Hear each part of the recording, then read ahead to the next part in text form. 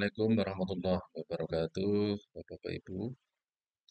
Pemirsa Merdeka Digital, pada kesempatan ini saya akan menyampaikan update terkait dengan Undang-Undang ASN tahun 2023 yang disahkan baru saja kemarin, bahwa di dalam Undang-Undang ASN 2023 ini perpindahan PNS ke BUMN atau sebaliknya itu bisa dimungkinkan.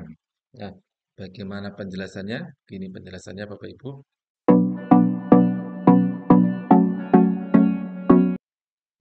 bahwa di dalam Undang-Undang Nomor 20 Tahun 2023 tentang aparatur sipil negara atau Undang-Undang ASN, bahwa PNS bisa ditugaskan untuk mengisi salah satu jabatan di perusahaan BUMN. Nah, di dalam Undang-Undang ASN ini, bahwa perpindahan pegawai BUMN atau PNS ini bersifat resiprokal alias dua arah ya, untuk menjadi pegawai BUMN yang ditugaskan ke instansi pemerintah atau sebaliknya pegawai instansi pemerintah yang ditugaskan sebagai pegawai BUMN.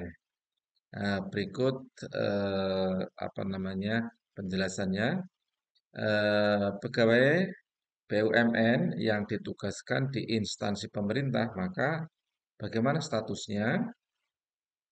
Bahwa pihak yang bersangkutan tetap pada statusnya sebagai pegawai BUMN, jadi bukan kemudian pindah sebagai pegawai PNS. Kemudian bukan beralih menjadi aparatur sipil negara atau PNS bagaimana yang tadi saya jelaskan. Jabatannya di BUMN juga tidak hilang. Kemudian bersifat mobilitas talenta atau sebatas sebagai penugasan. Ditugaskan dari BUMN, ditugaskan di instansi pemerintah. Kemudian, pasca tugas berakhir, pegawai bersangkutan akan kembali ke instansi, mungkin dengan jabatan baru karena di jabatan sebelumnya mungkin sudah diisi orang lain. Tapi belum tentu pada jabatan yang sama karena jabatan yang ditinggalkan bisa saja diisi oleh orang lain. Begitu untuk status ketika ada seorang pegawai BUMN itu ditugaskan di instansi pemerintah.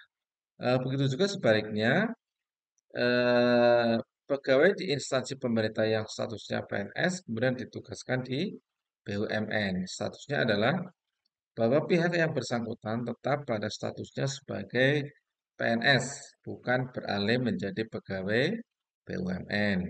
Kemudian jabatannya juga tidak hilang, bersifat mobilitas talenta atau sebatas sebagai penugasan. Dan pasca tugas berakhir, pegawai bersangkutan akan kembali ke instansinya dengan jabatan yang mungkin akan baru. Tapi eh, bukan jabatan yang sama karena kemungkinan jabatan yang sama itu sudah diisi oleh orang lain atau yang ditinggalkan itu diisi oleh orang lain. Itu simulasinya, nggih, Bapak Ibu. Kemudian bahwa tidak semua ASN maupun pegawai BUMN itu bisa diikut sertakan di dalam proses manajemen talenta. Nah, ada 4 variabel penilaian yang bisa menjadi acuan ketika seorang pegawai BUMN atau ASN ditugaskan. Yang pertama adalah kualifikasi pendidikan. Jadi apakah memenuhi syarat kualifikasi pendidikannya? Kemudian hasil asesmen terhadap kompetensinya. Apakah dia punya kompeten dalam penilaian untuk ditugaskan di eh, BUMN atau sebaliknya. Kemudian kinerjanya juga ada penilaian kinerja. Kemudian kedisiplinan. Nah, itu adalah 4 variabel yang menjadi acuan ketika seorang dialih tugaskan baik dari PNS ke BUMN atau sebaliknya. Sehingga diharapkan pemerintah tidak menginginkan orang yang ditugaskan kemudian tidak memiliki kompetensi, tidak punya disiplin, ya, sehingga di situ malah justru menjadi beban pada lembaga yang ditempati yang baru.